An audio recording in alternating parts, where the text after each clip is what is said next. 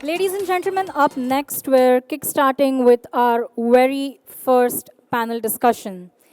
The topic is Retail in Emerging India, Scaling in High Potential Markets.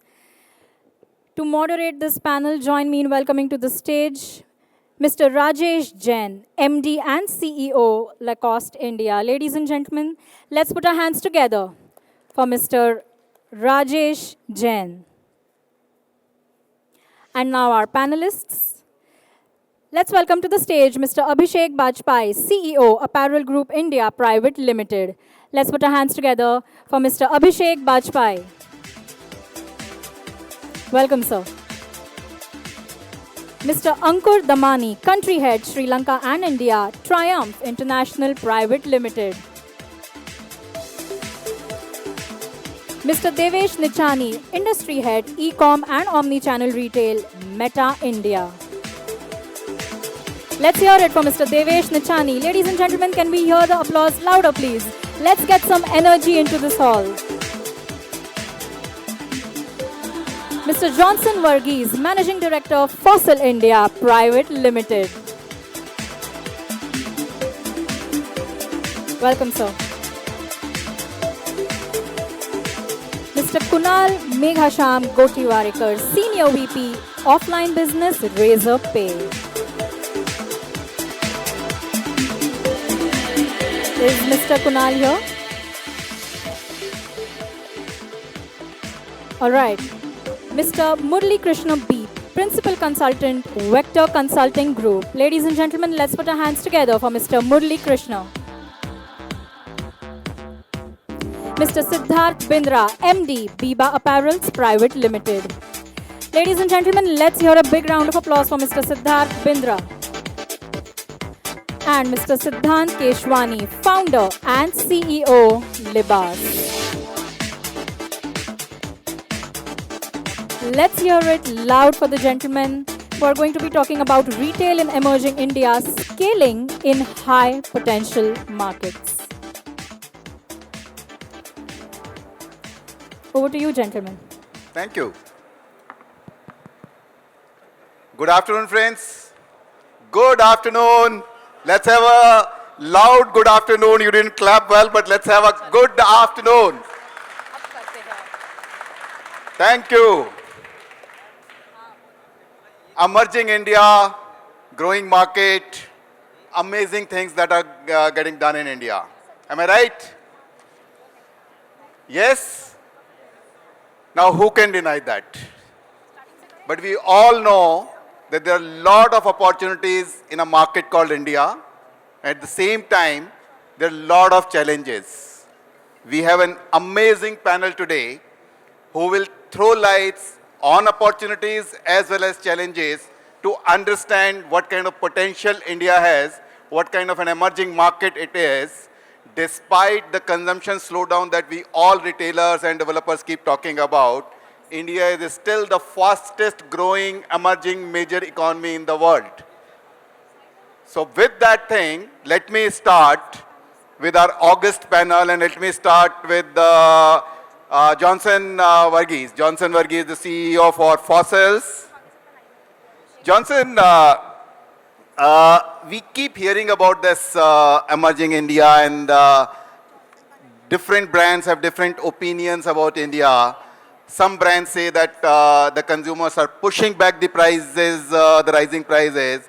On the other hand, some brands say that no, consumers are becoming more brand conscious. They are willing to pay more money for the premium products, for discretionary products, for service, for environment. What do you think? What is your take on this emerging India and the consumers here? Do you think that they are willing to pay more for premium services and premium products? Or since you are in an aspirational brand? So what is your take on this? Well, thanks, Rajesh. And I get very confused when you say this is the story of India. Actually, there are so many Indias that we are faced with. There isn't just one India. Fortunately for us, the Fossil Group has a range of brands that are in a price point which are in the mid-segment. All of them are in a 10,000 to 45, 50,000 rupee price span. So we don't consider ourselves luxury, we consider ourselves fashion. And When you look at India, I think you start off with the consumer. There are all kinds of consumers in the market across, that straddle across India's demographics and sociographics.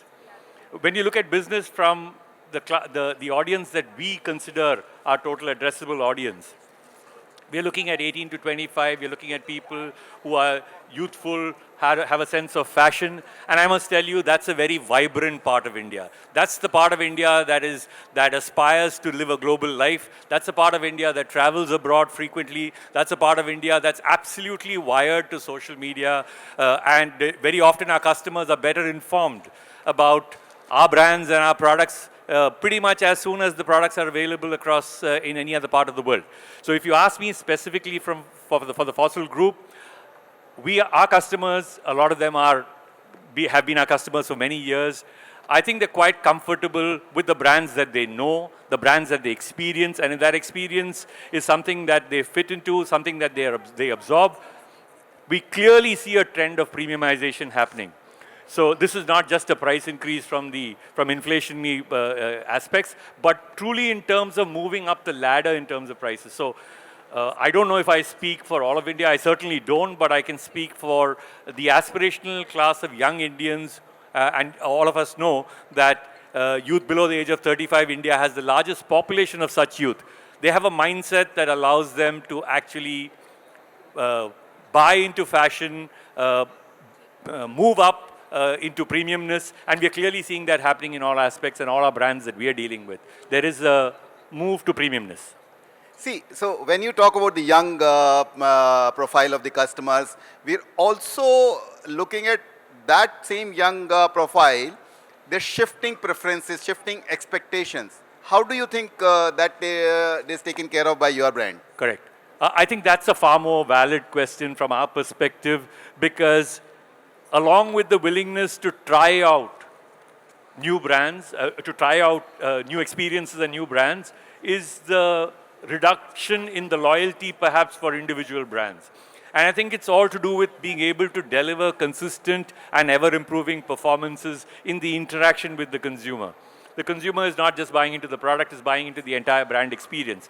And if you can't keep that at the highest levels of what the expectations of the consumers are, and I must tell you that the expectations of consumers keep increasing as we go on, because retail itself is moving up in terms of what it can offer to the consumers. So if you can't keep pace with that, you're going to find a shift out of your brand. So you're saying that even for the young customer, you're able to reach wherever they are shifting their preferences?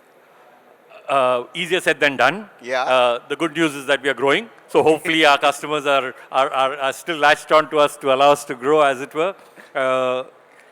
I think it's a combination of having a set of brands that can be layered, starting up with Fossil and then ending up with Emporio Armani, so there's a layering there, as well as the fact that there is a very large India. Which of us can stand in here and say we've penetrated all of what India represents for our brands? So when you look at it, there's explosive growth that's happening in Tier 2 and Tier 3, and I think you probably address that as you go on. So really speaking, I just reiterate what Rajesh said. We are the largest growing economy for this kind of product, or for any kind of product in the world. There's not so great news perhaps in different corners of the world, but if there's one country that people look up to across the world in the hopes of actually growing their business, that would be India for sure. So amazing. So Abhishek, I'll come to you now, because Johnson just talked about Tier 2 cities. Abhishek Vajpayee, he's the CEO for Apparel Group. Apparel Group has 17 brands in India, out of which 14 are headed by Abhishek. Am I right, Abhishek? So Abhishek, when Johnson talks about Tier 2 cities, and so far I think most of the international premium brands, the categories in which you deal, except for one or two in which you also deal with the not so premium categories, but most categories that you deal in are premium. And on the other hand, as Johnson said, most of us are realizing that the next growth is coming from Tier 1, Tier 2, Tier 3 cities. Do you think those Tier 1, Tier 2 cities fit into your strategy? And if yes, then how do you tap that market? Thank you, Rajesh. I think Tier 2 and Tier 3 cities are relevant for most of the retail brands going forward. A couple of reasons. The per capita disposable income into those cities is increasing, maybe a little bit more faster because cost of. So you have to speak aloud. Are we audible? Yeah? Yeah. And to the last side also? Okay. Okay. So I think the per capita disposable incomes in tier 2, tier 3 cities are growing a lot more faster maybe than the tier 1 cities because of the cost of living being cheaper. So they have slightly more disposable income than they had before. So consumption is also increasing in that same format. Second, I think the social media influence into these cities is extremely high. So people are a lot more aware because of the travel or social media about international brands, premium brands that were limited to mostly tier 1 cities into India or metros. Yeah. Third, I think what has evolved is the retail infrastructure that's developing into these cities now. A lot of new malls are opening into smaller cities, in Shillong and cities Patna or Bhubaneswar or Coimbatore, and these cities will definitely get a lot more retail real estate suitable for brands like ours to go into. So definitely, that's the next growth engine. There's a sizable population living into these cities, and that's where we believe the next growth for most of our brands is going to come. Obviously, the brand will go into a phased manner depending on the price point. Value is pretty much well established into all these cities. I think now the mid brands will start entering and having a larger presence than they had going forward. So do you think that you would like to go to tier 1, tier 2 markets with the Yeah. brands like Aldo and Charles and Keith We've opened in or Bath and Ranchi. Body? We've opened in Ranchi, we've opened in Udaipur, we've opened looking at a lot of other cities like that, which would probably 3 years back or 5 years back we would have never considered. But those markets make sense to you, The business sense to you? markets make sense, the financial modeling is right from a rental and all the other infrastructure costs that's there. So I think those are still pretty manageable. You get the sales per square foot that you need to make that financial model. The sales per square foot are not as high as they are in the bigger cities. In fact, I was about to ask you. Please Yeah. continue. About to ask you when you talks about the profitability. I would like to ask you a sales question per there. square foot are not, but the ROIs and the payback periods are pretty good. So precisely what I wanted to ask you when you talked about lower rentals, there are lower cost, occupancy costs there. But at the same time, my understanding is that in these cities, the sales per square feet not as high as compared to metros, despite the fact that the lower Absolutely. rentals would be lower. But Yeah. do you still make profits there? Yeah, because I hope I'm not asking you no, any no, no. confidential questions. These are investments for the future also in certain cities, and most of these cities we are profitable looking at the unit economics of operating the business there. You should be careful because there are developers sitting here.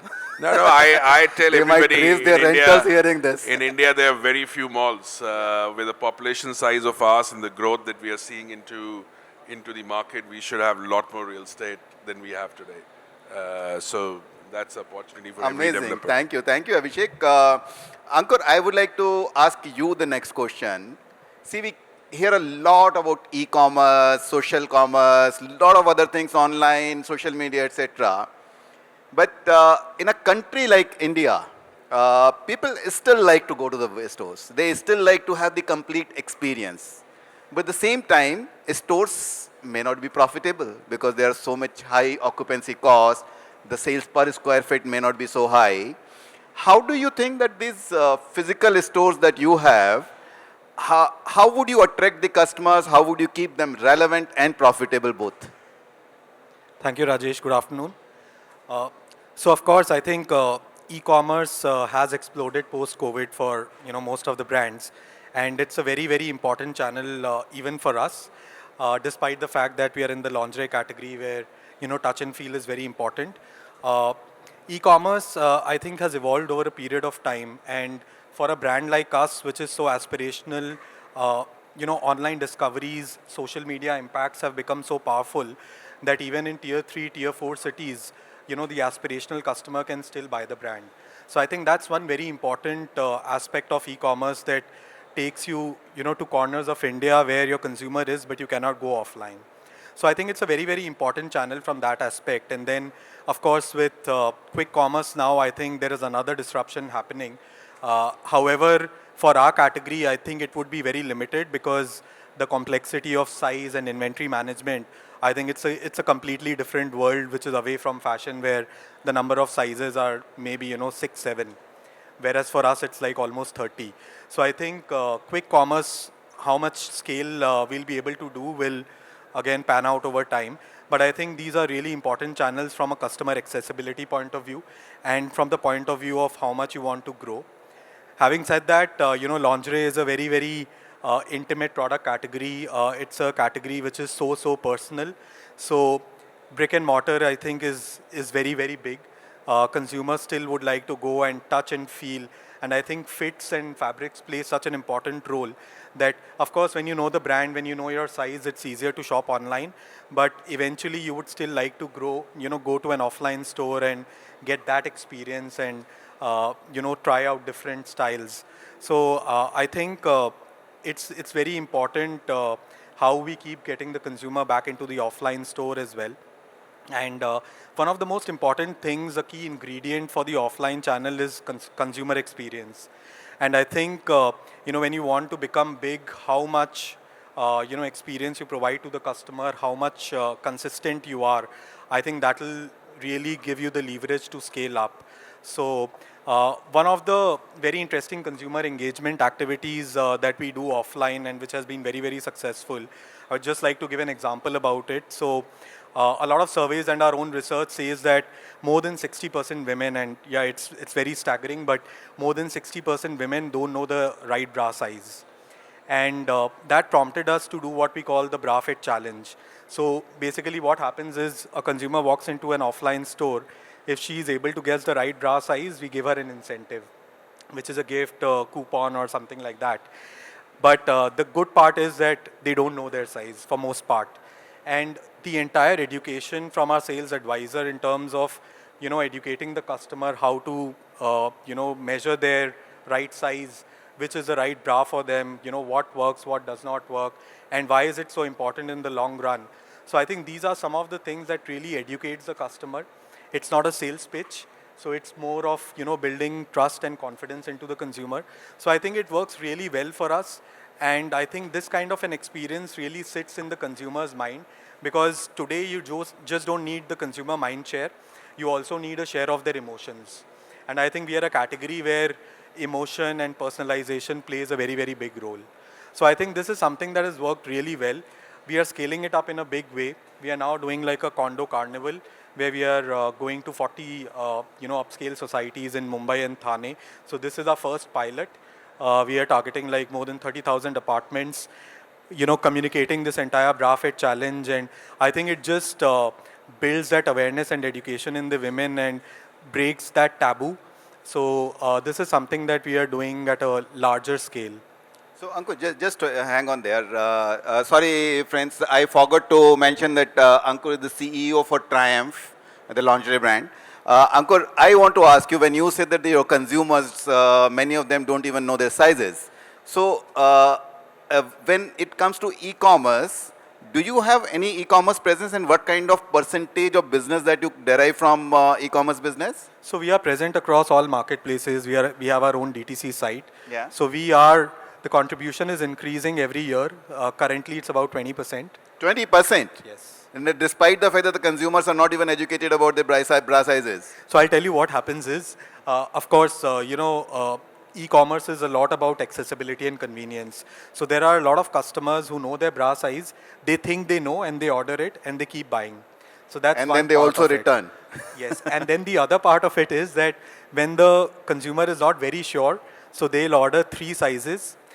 The one which fits best, they will take that and then they'll return. Although our return percentage is still not bad. It's around 18-20%. Oh, that's it? That's amazing. Yeah, which is not bad. So I think that's one part of it.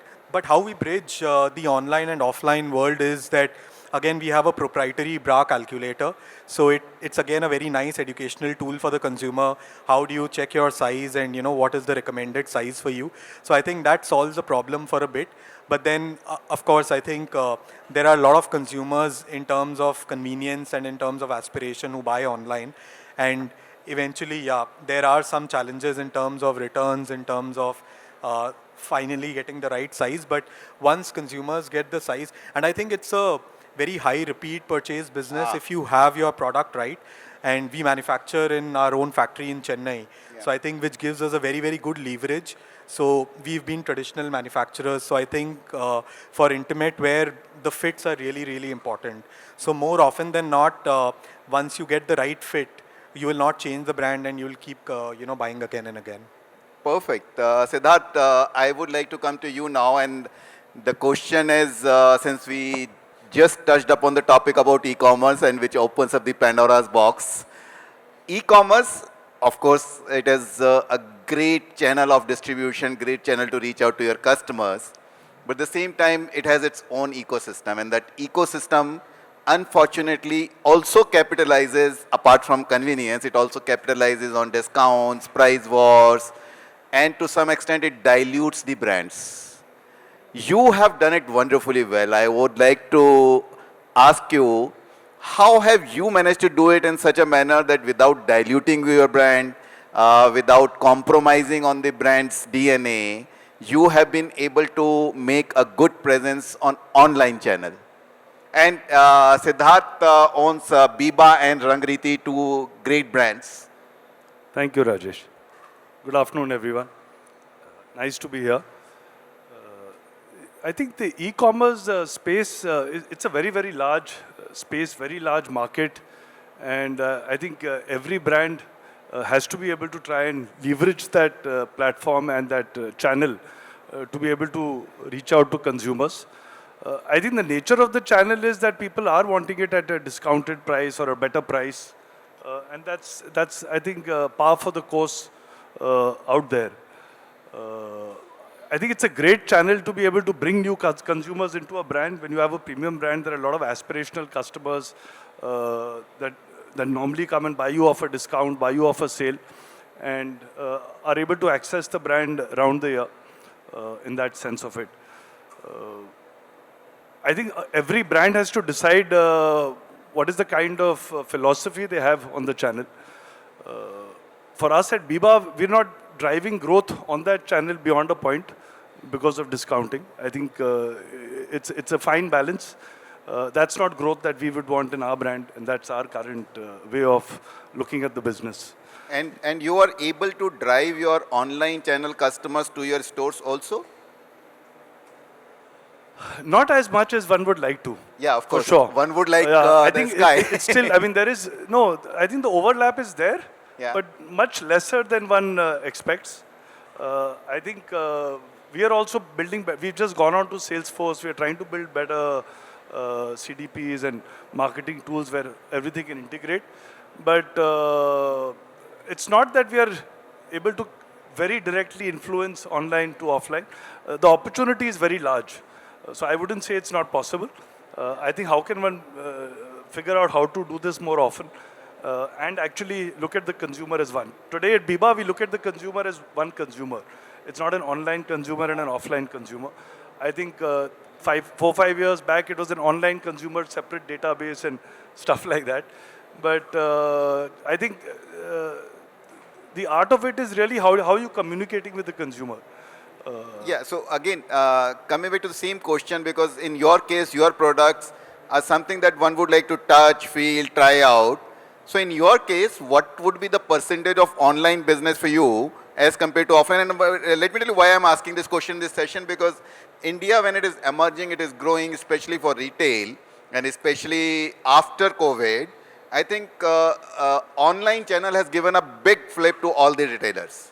And because of that, I'm asking you the same question that I asked from Ankur, that what percentage of your sales would come from online, despite the fact that you primarily being you primarily deal in the categories where touch and feel is very important. Sure. I'll just finish the first one earlier before this. Sure. Where, I think online you are also attracting a lot of consumers who are looking for a discount. And that's why some of them are not moving to the store at full price. And they are coming in at a point. But I think they've at least come into the company or the brand ecosystem and you're able to engage with them.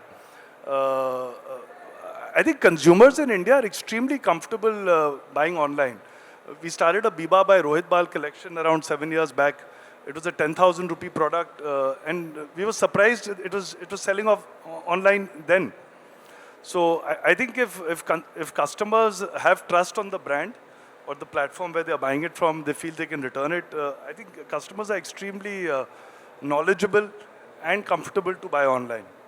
Okay, and what percentage of your total sales would come from online? We're around 20-25% online. Oh, that's 20-25%. That's amazing. That's amazing. Thank you, Siddharth. I come to Siddhant. Siddhant is the CEO for Libas. Libas started as an online brand, Yes, that's correct. and now you have stepped into. Is it working? Hello. Yes. Yeah. Okay, and you have started expanding into offline market as well. So unfortunately, offline is not far behind from the discounts and the prolonged sales. Actually, in fact, if you see, there is only one sale period left in the country now, and that starts from 1st of January and ends on 31st December every year. Isn't that so? So yes, that's definitely made our entry easier into the market because we come from a digital first background. Yeah. Okay, so Siddhant, given this, what do you think that the consumers' expectations, how are they evolving? And plus, how are your marketing efforts are aligned towards this kind of an environment where you have to bring the customers, despite being a digital first brand, you have to bring the customers to your stores also, and you have to keep them engaged, you have to keep them coming to your stores again and again. So how are your marketing calendars aligned? How are your efforts doing in this? Hi, good afternoon, everyone. So, how we look at it is being a digital first brands, obviously, discounting was a very big part of how we did business. But, the trends that we've seen over the last few years is that the market is evolving. Discounts have now become more of a notional kind of a thing where it's actually an invitation card for the consumer to come into the website, because that's a behavior that e-commerce has led us on to, right? Today, marketplaces like a Flipkart or a Myntra promoting discounts like 70-80%, right? The consumer's habit and behavior has evolved in a way where till they actually don't see those call-outs in a marketing ad, they're actually not very excited to kind of make that impulse purchase or kind of, go on to kind of scroll throughout the website. So, however, in the last couple of years, what we've seen that people are getting smarter. They know a 70% discount can be a markup to a certain percentage and then can be marked down to 70%. People know if people are operating businesses, they will have to make money, right? So what we feel is we've realized that while e-commerce has changed the behavior of the consumer and we alone cannot change that back to the old days, we feel that we have to use it in our stride to kind of how to kind of use that human emotion or the human behavior to drive that traffic to the store. Like even today, even when we are running EOSS, while that a 40% call out outside the store is helping us get more footfalls into the stores, but it's actually not true that the conversions are happening only in the 30-40% discount bracket. People are happy to explore, especially the fashion conscious people, especially the newer, younger generation who are preferring, better collections, more in-trend collections. They are happy to pay that premium. Even if I say during peak USS period, we've seen times where about 45-50% of the sell-through is actually coming from fresh. So this is how we are tackling this problem. And happy to hear from And what about your marketing calendars? How do you align those marketing efforts so that the customers come to your stores? So it's pretty pre-decided, honestly. We have certain major events through the year.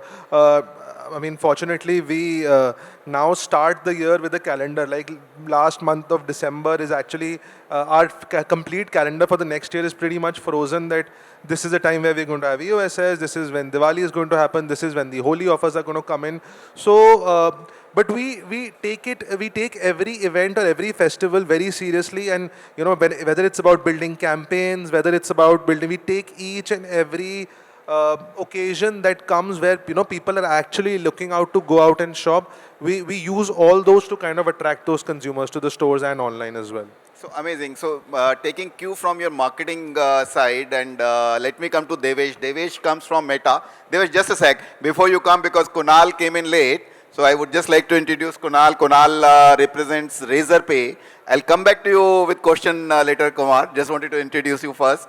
Devesh, coming back to you.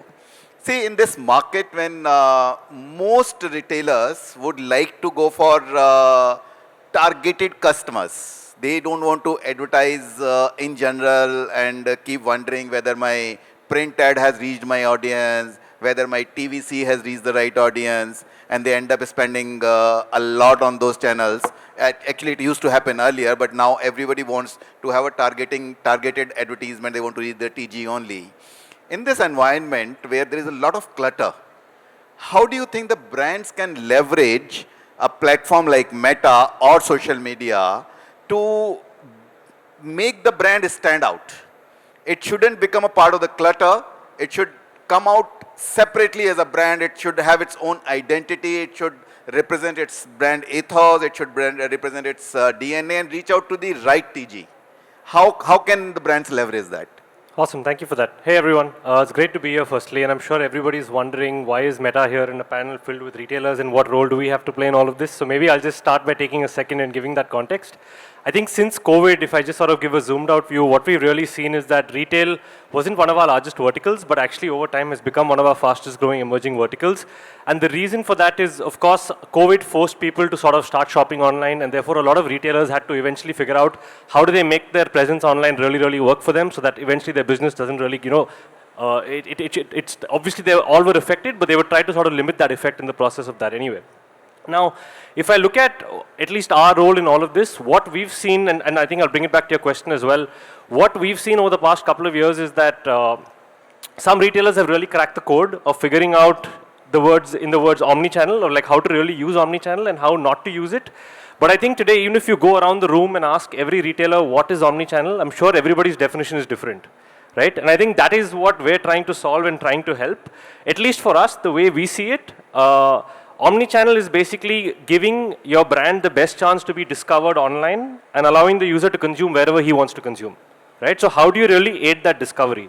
Now, the reason that's important in the landscape today is because if you again take a step back, what you'll see is where are people spending their time today, right? From whatever research we've done, we've seen that almost 4 hours a day of consumption is on mobile.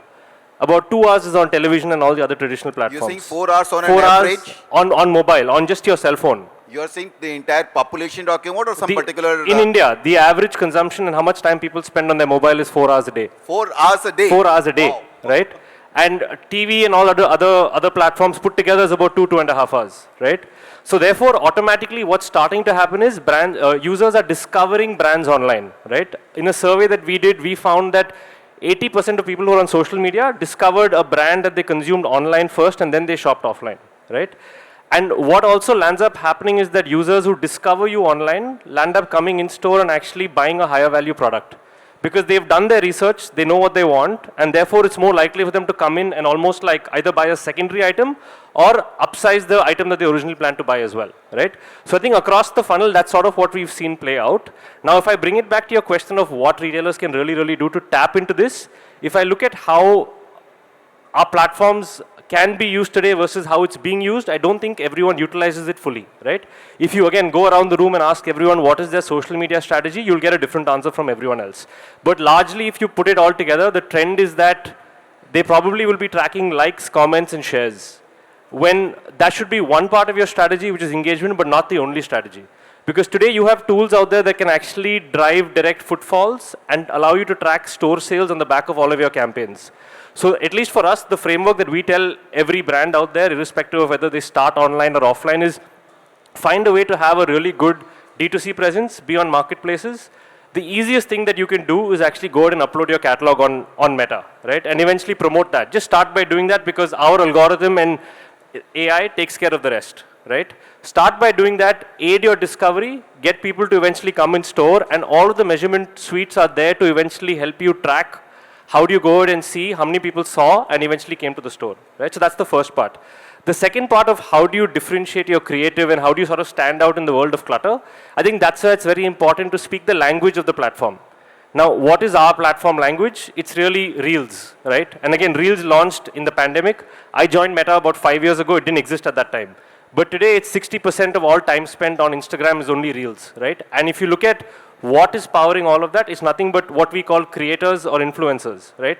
And essentially what we've seen is, I think this was also referenced in a panel earlier today, where a brand today is not just your brand, but it's everybody's opinion of it, because there are so many creators and influencers out there, and they all have an opinion of your brand. And therefore, everybody that's out there that's likely to consume your brand doesn't care only about what you have to say, but what other people say about it. Right? So therefore, how much of the language can you speak of Reels via creators and influencers becomes very, very important to help your brand really stand out in the world. So I hope to answer your question, but also... But do you think that the Reels, etc. can give us the ROI that, because most of us sitting on this stage are interested in likes, shares, etc. also, but we're also interested in ROI. No, absolutely. Honestly, we care more about the ROI than likes, shares, and comments. And in fact, I'll make a plug here. I think in about half an hour, on the next stage, I'm actually going to be going on stage and talking through how some of our largest retailers in the country across Tata, Reliance Group have actually leveraged our platform to eventually drive sales in a very measurable way and also get people to come to their store and buy. Okay, that's amazing. I will come back to you later also, but let me go to Mukul now. Murli, sorry, I'm so sorry.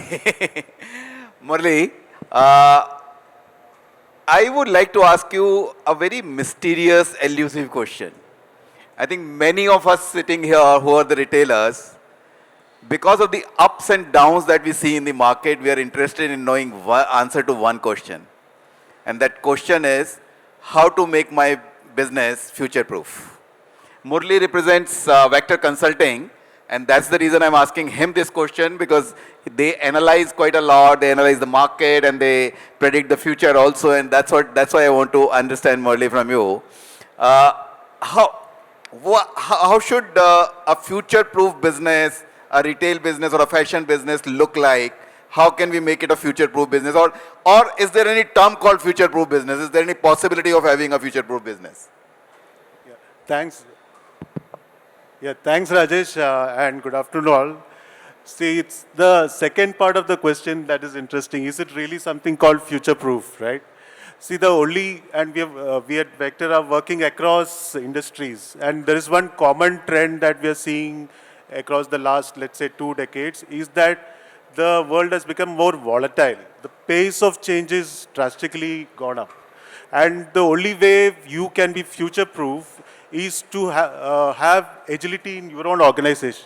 See, we started with supply chain consulting. We made the velocity of the supply chain should dramatically go up, and that is what we tell our clients. But it's also not about the supply chain alone. It's about your workflow process. It's about your decision making.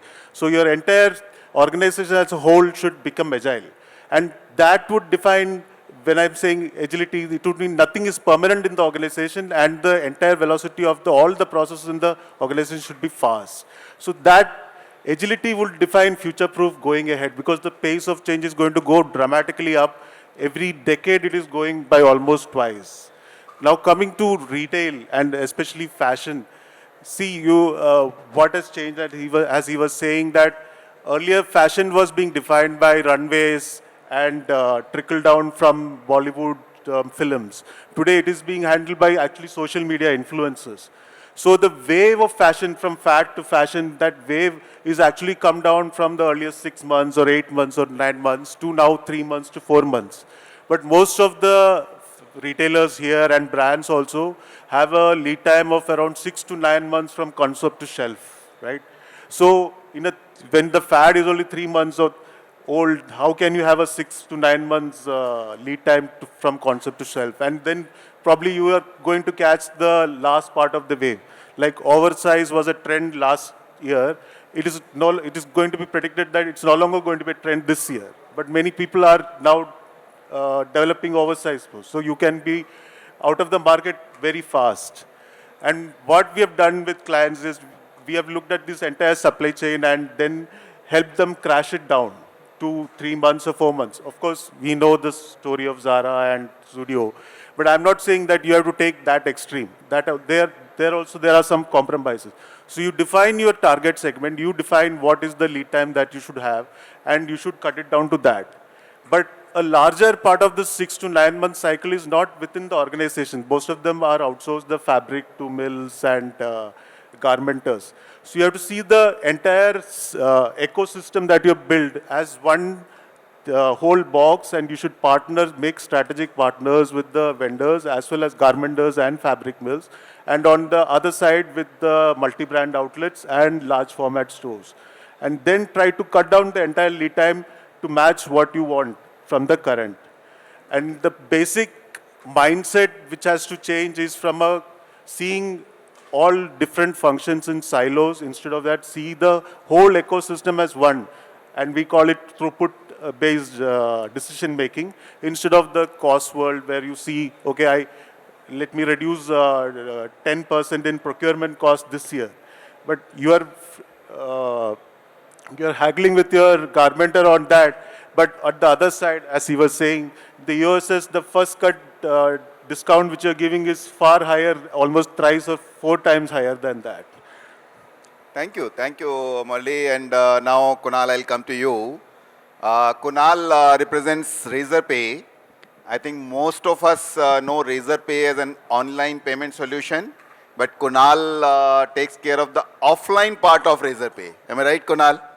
And if we see normally in offline, payments was perhaps a normal end of the customer journey cycle for us, where the customer would buy something, they'll just come and pay whatever they want to pay, and then they'll go away. But payment solutions are turning out to be a very important element in the entire customer's journey. Am I right, Kunal, there? Yes, yes. So, but what do you think what kind of role this payment solution, something similar to what Razorpay does, what kind of role it can play in making the customer's journey easier and perhaps bring customer delight also?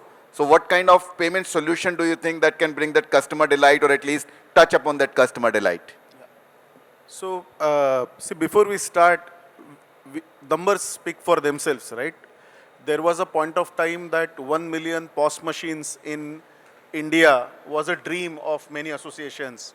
And today we know there are 9 million POS machines. Earlier, people used to talk that, only mom and pop stores, some organized sector will have payments. But today there are 32 million UPI QR codes, which shows that payments has reached every nook and corner of India. If you look at private consumption expenditure, earlier people used to talk in percentage that payments is like 2% of GDP and 4% of GDP. But if you look at 6 lakh crores of UPI, spends per month and 2,20,000 crores of debit and credit card spends per month, we know it is far higher than 5-6%. It's 96 lakh crore, out of 240 lakhs crores, and it is only growing, right? So payments by now has proven that it is integral to the ecosystem of retail, and payments always evolves for first obviously banker, because banker wants to solve merchant's problem. So for merchant, and merchant wants to solve client issue, and that is why it evolves for the client. I think over a period, payment has moved towards 4-5 parameters. One is, for example, speed. Whenever a client comes into the shop, the transaction time was always a problem, especially some places where there is a fast moving, even if it is a retail fashion, person may want to give the time for fashion, for the experience, but not for payment. The payment he always wants to give it faster, right? So whether it is a kiosk-based solution, or whether it is a kiosk-based attended solution, whether it is a queue busting solution, whether it is a artificial intelligence-based automated payment seamless flow, or whether it is, forget tap and pay, payments has evolved to ensure that the time of transaction goes away. Rather, the simple expectation is person should not know that he has given any time for payment. There is a clean expectation that artificial intelligence and RFID will pick up the transaction and app will make the payment. So is Razorpay getting into that kind of space also? So we have obviously got tap and pay. We have got queue busting solution. We are into a kiosk based solution. We are into digital QR solution, and we have also given the RFID based workflow in retail multi-stores to ensure that these solutions come up. So tomorrow if I want to have a cashless store, Razorpay will be able to provide that, is it? Or it's too soon for me to think that way? I think in India, cash has not gone. Okay. There is still love for cash. But I think cash is reducing. And if we say CBDC, that is digital currency, it is nothing but the cash moving to digital. And that currency, if follows the UPI kind of methodology, then we can definitely say that cash, at least in organized sector, should go. Because digital currency will be there with every customer who is walking into the store. That's amazing. Yeah. Please. Then the second, I'll finish it faster. The second one is adoption. So we have seen that when the demonetization happened, it was payments that had to come, and be everywhere because demonetization was there. When COVID came, it was social media payments, it was e-commerce payments, it was digital QR payments that had to come as a solution. So the beauty is payments is always prepared. It's not so that the COVID has come and somebody has started thinking what solution I should offer. There was a solution ahead of time which was there for people to use and then do their sales. And last thing. Sorry, Kunal, I will have to stop you there because I have an important question from 3 or 4 of you. I don't know whether the time permits, but I would like to ask one last question from some of the panelists. Siddharth, very quick one. We hear a lot about Q-commerce now, quick commerce now. Do you think in your business, and very quick one, because we don't have too much of time, maybe we'll ask a couple of questions from the audience also. Do you think in your business, quick commerce will make sense now or in future? I think it's very tough to predict the future. I think he's going to do that here, not me. But I think never say never. Is there a compelling reason to buy a salwar kameez in 30 minutes? In some cases, yes. In many cases, no. But there are brands who have started doing it, and there are sneaker brands, there are some fashion brands also. I think the definition of speed will change. And I mean, there will be a need. Of how big is that market? Which brands are going to address it? Tough to say. I want to ask a little deeper questions here because I see a lot of retail friends that I talk to, and in fact our own brand. People are very skeptical. In fact, let me come to you in this for Libas. People are skeptical about as Siddharth rightly pointed out, how many people would like to have a salwar kameez in 30 minutes. They can pretty much go to the store, or if they want to buy it at ease, they would rather buy it online and wait for a day perhaps. But the problem here is, you said that you do a lot of quick commerce because you immediately smiled on my question. Not lot of, just started. So very aggressive on it and my very hopeful about it. My question is on the back-end problems on quick commerce, because a lot of my friends in retail, they are not very happy even with omnichannel. With a lot of reconciliation issues, there are a lot of compliance issues. Quick commerce comes on the top of it. How do you see this particular problem? See, I think the major challenge, quick commerce overall for a lot of categories is already solved. In fashion, of course, it's so new right now. I think it's just been a couple of months where people have started exploring it. We went live just 10 days back, but suddenly seeing some great numbers. So the problems are going to be addressed on the way, but it is here to stay. And to answer that question, do people need salwar kameez in 30 minutes? Honestly, when e-commerce came in, right, we thought that it's going to take over the offline market. That didn't happen. It did little bit, but it created its own market. Similarly, for quick commerce also, the same thing is going to happen. I am going for a Diwali party today. If I didn't have the option of quick commerce, I'll probably wear something old and go. But now that I know that I can get something in 30 minutes, that's actually an additional buy from what I would otherwise do. Which is right, but how will you handle the returns? Because anybody who is buying it, the size might not, and you yourself said that. Yeah, so returns for the fashion industry is anyways a curse that we're living with, right? I mean, that's not going anywhere. How we handle it and how efficiently we've been doing it for e-commerce, I think we're going to use the same methods and apply the same logics for quick com as well. But it's too soon. I mean, we're going to learn along the way, and hopefully next year's session we'll have more better answers on that. I am sure about that. When I was asking you the question, Abhishek was nodding his head. That means he is very interested in quick commerce. Am I right, Abhishek? In which category of yours, since you deal in so many categories, in which category do you think quick commerce will make sense for your business? I think for a brand like Bath and Body Works, in the body care, personal care space. Have you started quick commerce by any chance? We are going to start very soon. Okay. So I think that's one thing that we believe is going to be good. Even for a brand like Crocs, we believe there's a market, but the challenges are from a amount of inventory holding that you have to do. Precisely what I was asking. Being a dark store, but you can't escape it because the customer expectation is evolving from a timing of delivery perspective. Before you would deliver in 3 days, that was the expectation. Could you please bring the mic closer to your mouth? I said before you would deliver in 3 days, that was the expectation. Then it came to a day. Now probably it's coming to an hour, or 30 minutes. So if businesses don't evolve with the evolving customer expectation in terms of the delivery timelines and a couple of other things, you will lose a market share. Amazing. So I would have, please Johnson, and we'll have to make it a little quick. I think at a very basic level, if there is a need that the consumer has, there is going to be a market model that fulfills that need. I think for us and our set of brands, the trade-off is between fulfilling that need, but at what cost?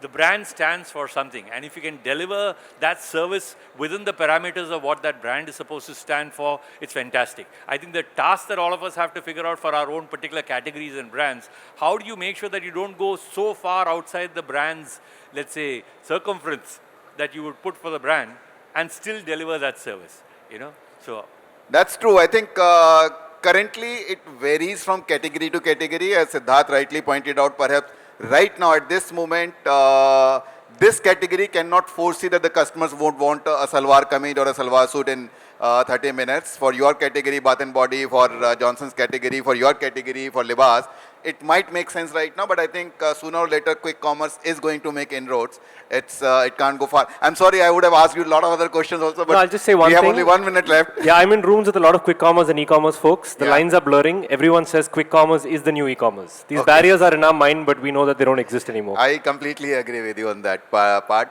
I have only 1.5 minutes. Any questions from the audience? Yes, please. Can we have a mic there, please?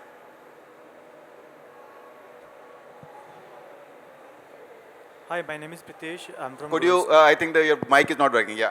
Bring it closer and speak louder. Is it better? Yeah. Hi, my name is Pritesh. I'm from Groisto. I wanted to ask one question about loyalty. I mean, a lot of us spoke about new brand coming in. Earlier, I think 5-6 years back, we used to have Shopper Stop loyalty cards, but I don't find mine anywhere now. So what are we doing? What is working to increase loyalty in this space of all the changing customer expectation? How are we solving it? So do you have this question from any particular panelist? I think Mr. Varghese. Johnson, about the loyalty part?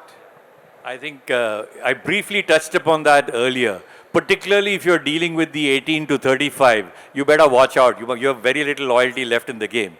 So I think it's a question of being relevant from a brand perspective to that customer constantly. And that's the challenge. There are a lot of things that are basic. So make sure that your service is great. Make sure that your product is of the quality that it is. Those are all the basics, as it were. But how do you keep the customer excited? How do you still get a share of that customer's mindset, at any given point of time? It is a tough job. And I don't think anybody has a perfect answer. The traditional methods in terms of holding on to loyalty points, making sure that you give discounts at certain times, all of that is been there, done that. Your 10% discount is not going to cut much ice when the end of season sale runs at 60%. So I think consumers are filtering through all of this, but you really have to figure out how can you hold on to that customer, what is it that interests the customer, and funnily so, it's not always money. Very often the small things that we do, I'll give you an example. So services that you offer, about 80% of the watches that we sell are personalized in the form that you can go to the store and have a specific message engraved on the watch. That's 80% of all watches that we sell. That means you're able to connect with the customer, that product, with some emotion in that customer's mind, whatever that emotion is. So that's obviously a cost for us, but we're happy to do that because that customer really then values that product so much more than if he had just bought a product off the shelf. So yeah, no magic answer, I'm sorry, but it's a constant battle. So I wanted to say there is something. See, loyalty, when you are looking from the reward point. But loyalty can be the experience given to the client because of the information that you have for the client. So when the system is capturing information of the client, AI can suggest that he is a customer who is coming for the second time or the third time. There can be a separate experience that can be created, rule engine based, to give the experience of loyalty. So it's not committed.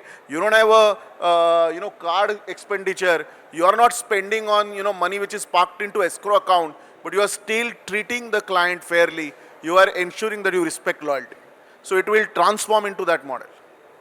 Thank you, friends. One thing I love about retail, all retailers I have met so far in my life, they're all optimistic. Irrespective of the consumption slowdown, irrespective of the cyclical thing that we see in retail, all retailers are very optimistic about the future, and I'm sure with this optimism, there is no way India cannot grow. India has a great opportunity, and in retail, of course, we will grow.